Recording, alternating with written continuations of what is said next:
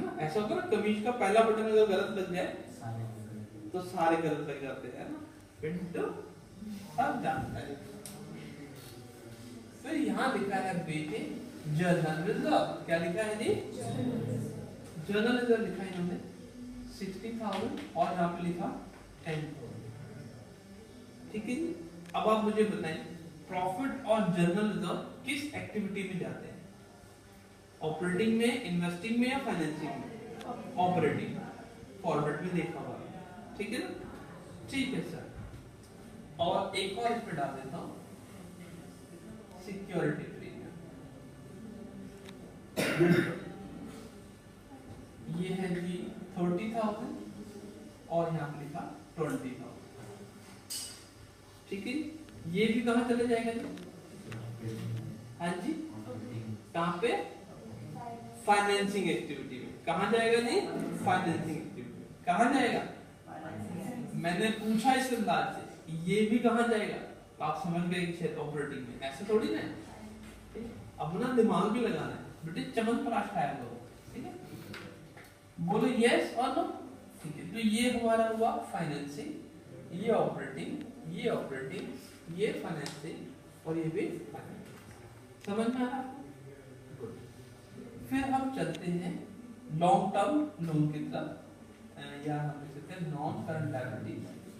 उसमें मैं लिख रहा हूँ डिबेंचर 10% डिबेंचर्स, और ये लिखा मैंने 3 लाख और यहाँ लिखा 4 लाख। डिबेंचर्स कहाँ जाता है?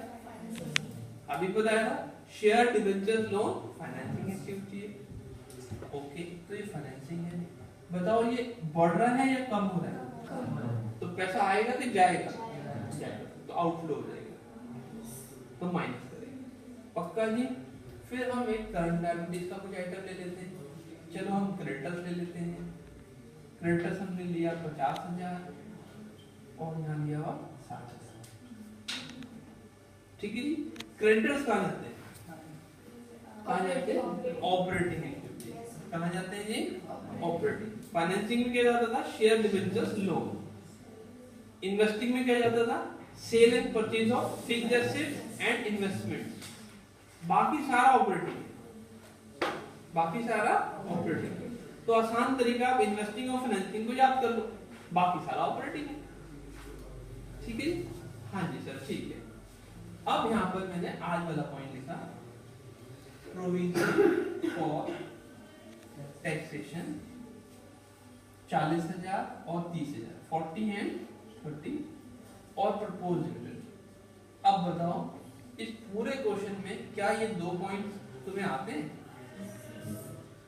अच्छा, मैं इनकी एडजस्टमेंट रिजल्ट कब संभाल लोगे? डरोगे तो नहीं? सब नहीं डरोगे।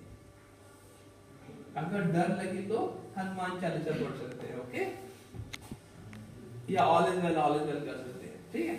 तो ये आपके सामने लायबिलिटी से पूरी लिखी है, ठीक है। लायबिलिटी में समझ में आ रही है कौन सी कहाँ जानी है? बताओ जरा, इसका ट्रीटमेंट याद है कि नहीं है? ये क्या था? ये क्या था? पेड। ये भी क्या था? पेड। पेड वाले क्या होते हैं? माइनस। ये वाला क्या था जी? मेड। ये वाला क्या था जी? मेड। तो आपको जो भी क्वेश्चन आता है, पहले क्वेश्चन का पोस्टमार्टम बनाना चाहिए, तब आप आंसर एक बार में निकाल जाओगे। जब तक तुम्हें यही नहीं मालूम है ये होता क्या है, क्यों जा रहा है, तब तक हम आंसर में डाइस ही रहेंगे। आ भी सकता है, नहीं भी आ सकता। बोलो ठीक है? ठीक है सर। तो एक बार करण इसको जूम करके दिखाएं, और आप प्लीज बताएं इसका टोटल कितना आ रहा है। कोई बच्चा कैलकुलेट करे, टोटल करो इसकी बेटे।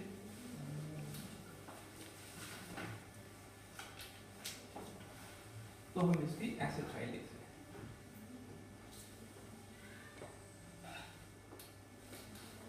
मैंने नोट टू अकाउंट को इसी के अंदर ये एसेट्स है। एसेट्स में एक मैं ले लेता हूँ बिल्डिंग, एक ले लेता हूँ मशीन, टेंजिबल एसेट्स है, और एक ले लेता हूँ गुडविल, इंटेंजिबल ले लिया, राइट, और एक नॉन करंट इन्वेस्टमेंट, ठीक है। और एक ले लेता हूँ करंट इन्वेस्टमेंट, और इसको एक और नाम दे देता हूँ मार्केटेबल सिक्योरिटी, ठीक है।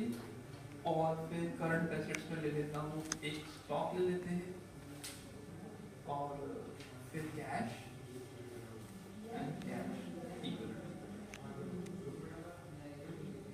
Cash and cash equivalent, cash और बैंक लिख देता हूँ, कैश और, ताकि कॉन्सेप्ट क्लियर हो जाए। तो इसका टोटल आपने किया होगा शायद इधर वाले का 15, 18, 18 और ये हो गया 21, 21, 22, 22, 80, 23, 40, क्लियर है? 23 लाख 40, वेरी वेरी गुड। और इसका बताएं टोटली कितना आ रहा है? हम तो अपना मैथ लगाते हैं 12 और ये हुआ 13, 13 हो गया 17, 17 और ये हो गया 18, 18, 10, 18, 30, 18, 40 और 18, 60, 18,60,000। एक बार चेक करना बेटा, लेकिन कैलकुलेशन कर दो सकते हैं आप, कैसे करें एक मिनट में आ जाती है। ओके सर, तो फिर ये टोटल इतना आना चाहिए 23,40,000, 18,60,000। बिल्डिंग ले लेते हैं जी, चलो ले लेते हैं 6 लाख, और यहाँ लिखते हैं 5 लाख। मशीन ले लेते हैं जी 6 लाख और 3 लाख। गुडविल ले लेते हैं जी 50,000, यहाँ ले लेते हैं 80,000। Non current investment 2 lakh, 3 lakh, और इसको ले लेते हैं 50,000, इसको ले लेते हैं 1,20,000, 80,000। क्रेडिटर्स कम हो रहे थे, स्टॉक आप बताओ ये कितना आ रहा है बैलेंस? एक बार टोटल करें, बैलेंस बताएं कितना आ रहा है? 6, 6,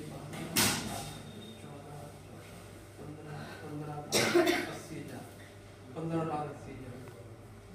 देखो कितना आता है बैलेंस, 15,80,000 में 1,20,000 और 15,80 हो गया, 16, 17, 6,40,000। देखो टोटली चेक करना बेटा, हाँ इधर का भी चेक करते हैं। 14 lakh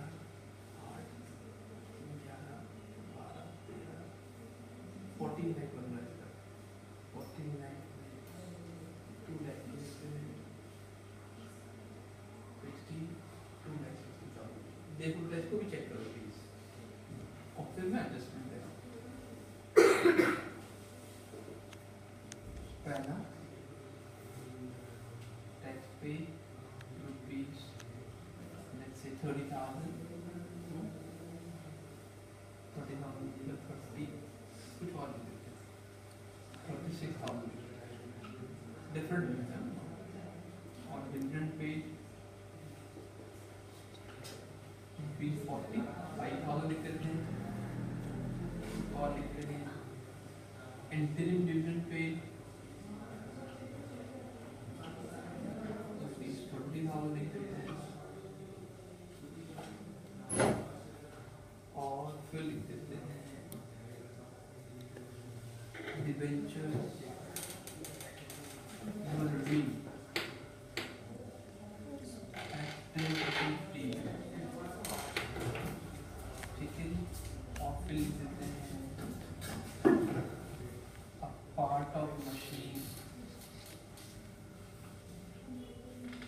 costing rupees 60,000, accumulated depreciation rupees 20,000, sold for rupees 25,000, or depreciation on machine 40 years rupees 80,000. Suppose तो मेरे हिसाब से इतनी इन्वेस्टमेंट बहुत है शेयर, हाँ बहुत है इन्वेस्टमेंट। ठीक है सर, तो अब इसको हम कैसे सॉल्व करेंगे सर? आराम से क्वेश्चन को देखिए, ये वाला नोट डाउन कर लेना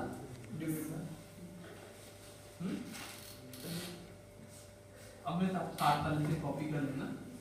अब मेन क्वेश्चन पे आ जाओ, इसमें दोबारा रिपीट होगा सब कुछ। ठीक है सर, तो सबसे पहले हम फॉर्मेट से पहले वर्किंग नोट में जाते हैं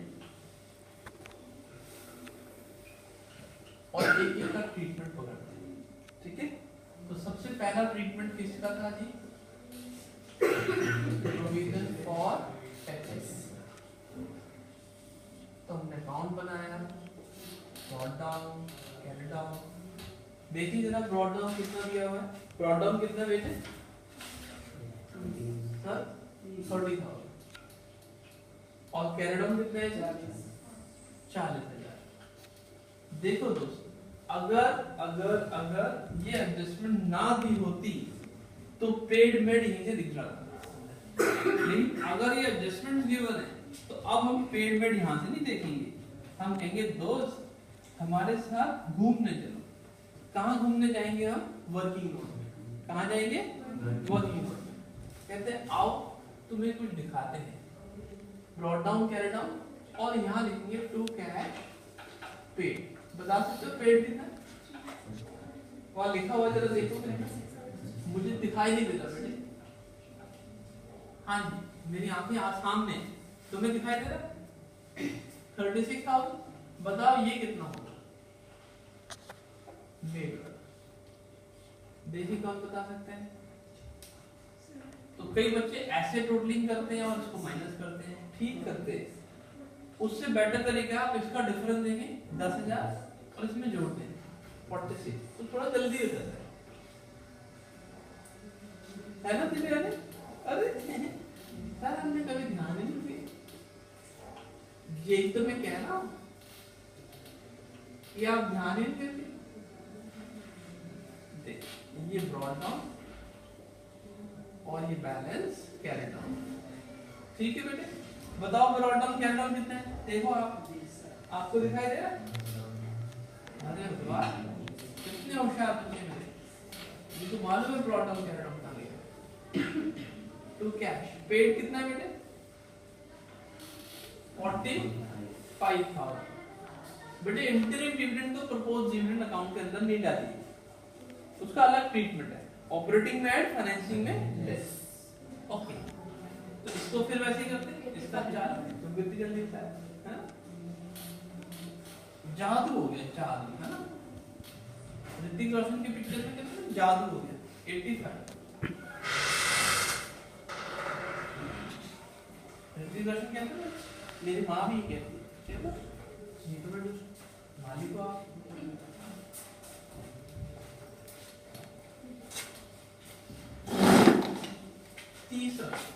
तीसरा लिखा हुआ है इंटरिम डिविडेंड, इसका ट्रीटमेंट लिख देता हूं। इंटरिम डिविडेंड ज्योति भी आ रहा बेटे, बस खत्म कर रहा है पिक्चर, अभी इंटरवल होने वाला है। ऑपरेटिंग एक्टिविटी में ऐड होगा और फाइनेंसिंग में माइनस।